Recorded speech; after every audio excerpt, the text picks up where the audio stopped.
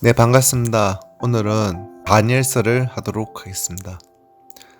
다니엘은 하나님은 나의 심판자이시다라는 뜻이에요.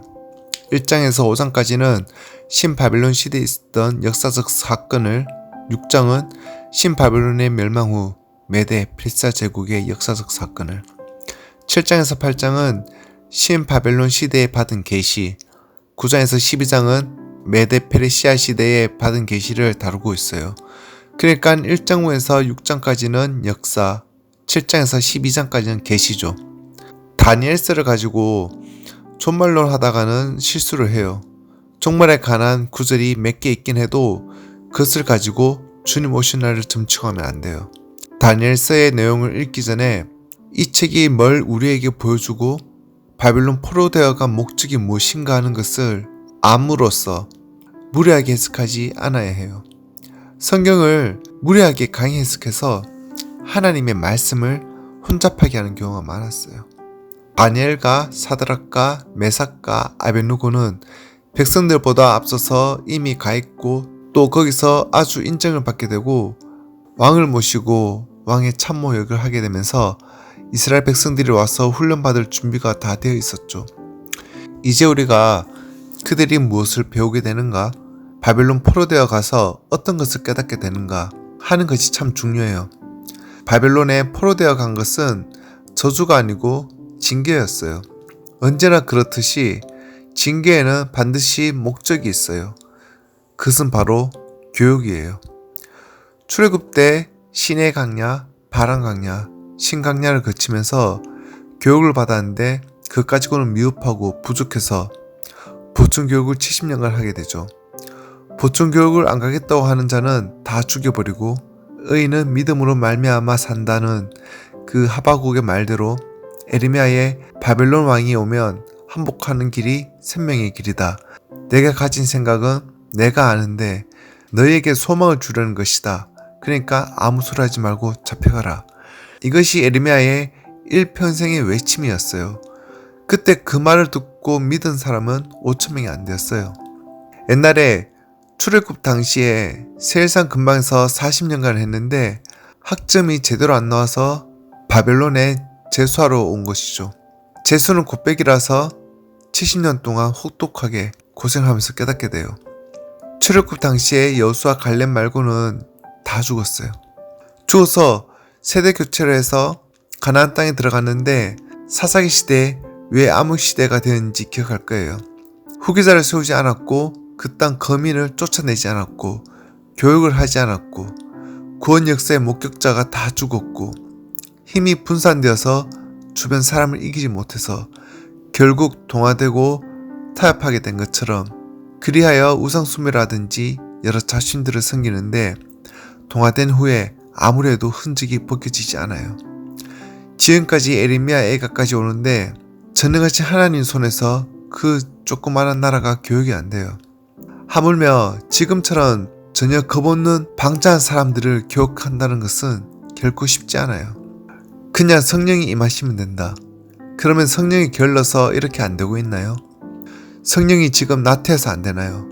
그냥 예수 천당하면 될 줄로 아나요? 아닙니다. 절대 쉬운 것이 아니에요. 하나님의 아들 독생자가 내려와도 잘 안 되잖아요. 자기 땅, 자기 백성 예루살렘도 잘 안 되잖아요. 예수님이 설교 한번 하고 맞아 죽을 뻔했잖아요. 결코 쉽지 않아요.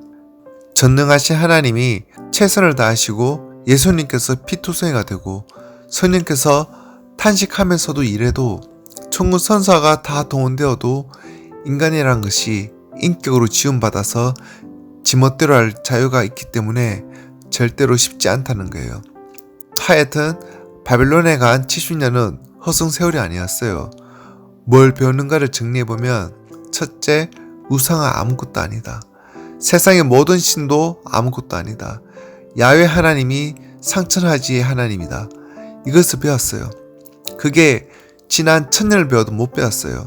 모세로부터 시작해서 에르미야까지 하면 약 900년이 되는데 그 900년이 되어도 못 배웠는데 70년 만에 배웠으니 빨리 배운 것이죠. 바벨론에서 우상은 아무것도 아니다는 것을 확실히 배웠죠. 그래서 바벨론 포로 이후는 확실히 우상 숭배를 안 해요. 순전히 이스라엘 백성이 우상이 아무것도 아니다 하는 것을 교육하기 위해서 두라 평지에다가 그런 신상을 세우기 위해서 거기에 절하라고 했는데, 그게 전부 하나님께서 이스라엘 교육하기 위해서 만든 거죠. 두 번째, 지극히 높으신 하나님이 인간 나라의 전체를 홀로 통치하신다는 것을 깨달았어요. 세계 최고의 권세를 가지고 있는 느부갓네살이라도 다니엘의 하나님 앞에 꼼짝 못한다는 사실을 본 거예요. 마르둑 신도 아무것도 아니고 이방 신도 아무것도 아니다 하는 이런 아주 기본적인 것을 깨닫고, 자기들의 여호와 하나님이 이스라엘뿐만 아니라 바벨론 왕도 그 여호와 하나님의 지배 아래 있고 느부갓네살이 하나님의 종이라는 사실을 알게 돼요. 다니엘과 함께 잡혀갔던 사람들과 세 번째 마지막으로 포로 잡혀간 사람들이 총 70년 동안 확실하게 배우는 것이 있는데, 이렇게 큰 선을 가지고 있는 바벨론 백성도 이스라엘 하나님 앞에서 꼼짝도 못한다는 사실을 배우게 돼요. 내가 내 종 바벨론의 느부갓네살을 너희에게 보내겠다. 그런 말이 에레미야서에 여러 번 나와요. 하나님께서 바벨론 왕을 내 종이라 하셨고 고레스 왕을 나의 기름 부은 내 종이라 해요. 지극히 높으신 자가 인간 세계를 통치하신다는 것을 배우는데, 다니엘서 본문에 인간을 통치하시는데 유대만 통치하는 것이 아니라 바벨론도 통치하시고 온 세계 만국을 여호와 하나님이 통치하신다는 것을 깨달아요. 그리고 교만한 사람을 확실하게 물리치신다는 것을 배워요. 바벨론 왕이라도 잘난 척 하다가는 짐승이 되어버린 수가 있어요. 교만한 자는 언제나 물리치세요.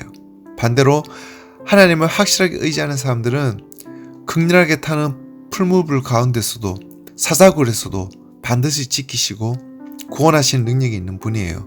하나님은 구원이시다 하는 것을 다시 한번 재확인하게 돼요. 하나님은 거룩한 자를 반드시 구원하십니다. 계시를 통해서 유대인들이 상당한 기간 동안 열방들의 틈바구니에서 환난을 겪게 될 것이라는 것을 깨닫게 돼요. 남방왕국, 북방왕국 하면서 복잡한 데가 있는데, 이것은 신과 중간사하면서 배울 텐데, 애굽의 프톨레미 왕조와 아수르의 셀루쿠스 왕조, 그 150년간 전쟁을 치러요. 그 사이에 이스라엘이 끼어 있어가지고 전쟁을 치른 것을 말하는 것인데, 상당히 복잡해 보여도 어려운 것은 아니에요. 신과 중간사라든지 요세푸스를 참조하고 마카비우스 1서 2서를 꼭 읽어보시길 바래요. 역사적으로 가치가 있어요. 성경 아니고 성경 외경이에요. 세 번째, 모든 역사는 정해진 때가 있다는 사실도 깨닫게 됩니다.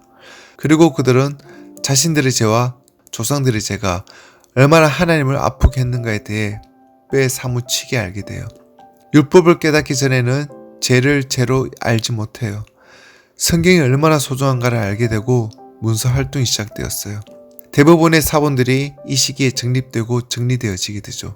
성경을 바벨론에 가 있으면서 비로소 읽기 시작해서 굉장히 성경 연구에 탄력이 붙어서 열심히 성경을 읽고 해당 예배가 거기서부터 시작이 돼요. 성전이 없어진 이후에 우리는 어떻게 하나님을 섬길 것인가에 대해서 지금 우리가 드리는 예배처럼 제사 없이 마음으로 제사를 드리는 해당 예배가 시작되었어요. 포로로 간 사람들의 손에 성경이 들려 있었기에 오늘까지 성경이 올 수 있었어요. 네 번째, 바벨론 70년이 결코 허송 세월이 아니었다는 것을 깨달아요. 야곱이 애굽에 내려가 보니까 요셉이 청리가 되어 있어서 실끈을 다 잡고 있었어요. 마찬가지로 바벨론으로 가라고 해서 가보니까 다니엘과 세 친구가 실끈을 다 잡고 있었어요. 하나님께서 숙달된 조교를 보내서 이스라엘 백성을 영접할 준비를 다 해놨어요. 그러니까 내 생각과 하나님 생각이 다르기 때문에 하나님이 가라 하시면 아무 소리 하지 말고 내 생각을 버리고 하나님 말씀을 믿고 포로로 잡혀갔으면 그 영광을 보고 전에 알지 못하고 깨닫지 못한 것을 깨닫는 거예요. 어쩌면 이것이 이 책의 핵심 포인트예요. 자, 오늘은 여기까지 하도록 하겠습니다. 감사합니다.